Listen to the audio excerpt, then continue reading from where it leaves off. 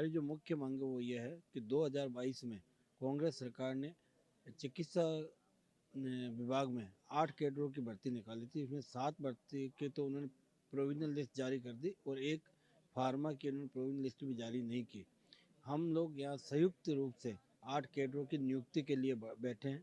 हम सरकार से यही निवेदन करते हैं कि इन 7 कैडरों को 8 कैडरों को एक साथ नियुक्ति देवे लोकसभा चुनाव से पहले पहले, लोकसभा चुनाव के आचार संहिता से पहले पहले देवें और एक फार्मासिस्ट की जो प्रोविजनल लिस्ट है वो अतिशीघ्र जारी करें।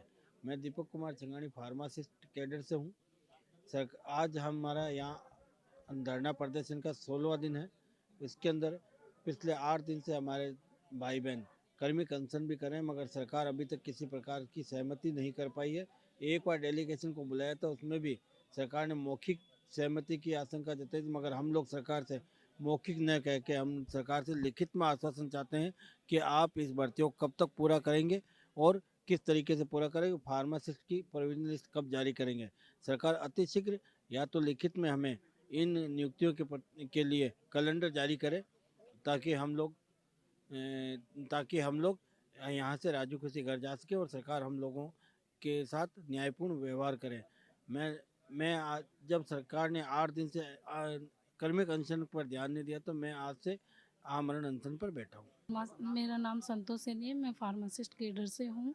आज हमें 16वां दिन हो गए यहाँ पे बैठे हुए। सरकार की तरफ से कोई पॉजिटिव रिस्पांस नहीं है और हम मतलब किस मुसीबत में यहाँ रह के कैसे हम रह रहे हैं ठंड के अंदर। न यहाँ पे मतलब वॉशरूम की कोई वो है, न पानी की कुछ वो है, न खाने की कुछ वो है, कुछ भी मतलब इस तरीके से हम निकाल रहे हैं एक एक दिन करके। लेकिन सरकार को अभी तक कोई होश नहीं आया कि अपनी बहन बेटियाँ कैसे रोडों पे बैठी है। उन सरकारों का ये कहना होता है कि बेटी पढ़ाओ बेटी बचाओ, लेकिन आज हम इसी दिन के लिए पढ़ाते हैं क्या वो बेटियों को, इसी दिन के लिए बचाते हैं क्या जो आज हमें धरने पे बैठना पड़े और आज हमें यहाँ रात गुजारनी पड़े, तो वो हमारी तरफ देख ही नहीं रही है। तो इस दिन के लिए पढ़ाना और बचाना होता है क्या बेटियों को। और मैं तो ये कह रही हूँ कि अगर हमें 16 दिन हो गए ना, सरकार नहीं देख रही है। आज हमारे दीपक जी हैं, दीपक भैया हैं जो आज बैठे हैं आमरण अनशन पे, और 2-3 दिन में उसके बाद में मैं खुद भी आमरण अनशन पे बैठूंगी। चाहे मुझे मतलब इन सब के लिए मेरी जान भी चली जाए तो मुझे वो है नहीं कि मुझे कोई दुख नहीं होगा, क्योंकि मुझे भी आमरण अनशन पे बैठना है। अगर मुझे कुछ होता है तो ये भजन लाल की सरकार और चिकित्सा मंत्री की जिम्मेदारी है, वो उनके ऊपर क्या एक्शन आता है और ये लोकसभा के चुनाव हैं, इन पे इफ़ेक्ट कैसे पड़ता है।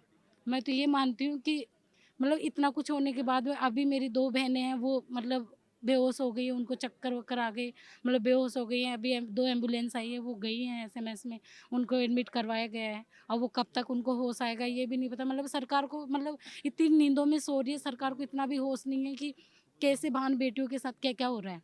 मैं स्वयं माधोपुर से आया हूँ सर। यहाँ पे हम 16 दिन से यहाँ लगातार धरने बैठे हुए हैं, कार्मिक अनशन भी कर रहे हैं और आज हमारे दीपक चंगानी जी आमरण अनशन पे बैठे हुए हैं। लेकिन अभी तक सरकार हमारी कोई सुध नहीं ले रही है और अभी 2 बहनें भी हमारे जो है कार्मिक अनशन में बैठी हुई थी, उनकी तबीयत खराब हो गई है तो उनको एसएमएस एम्बुलेंस में भेज दिया है।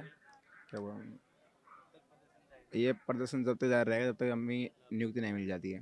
पिछले 16 दिनों से हम ये धरना प्रदर्शन कर रहे हैं और हमारी एक ही मांग है, भाई हमारी नियुक्ति जारी करो।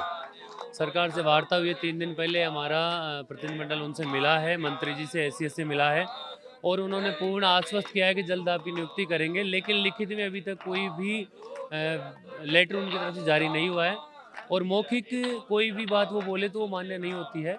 आज कह रहे हैं कल मना कर दें, तो हमारा तो उनसे हाथ जोड़ के यही निवेदन है कि आप जो छोटे कैडर जो तैयार हैं हर तरीके से, उनकी लिस्ट जारी कर दो और होल्ड वालों का है जो आप लेटर जारी कर दो और इनकी प्रोविजनल फार्मा की प्रोविजनल जारी कर दो, ताकि हम संतुष्ट हो जाएं। जल्द हम समाप्त कर देंगे धरना, और अगर वो जारी नहीं करते हैं तो धरना निरंतर जारी रहेगा।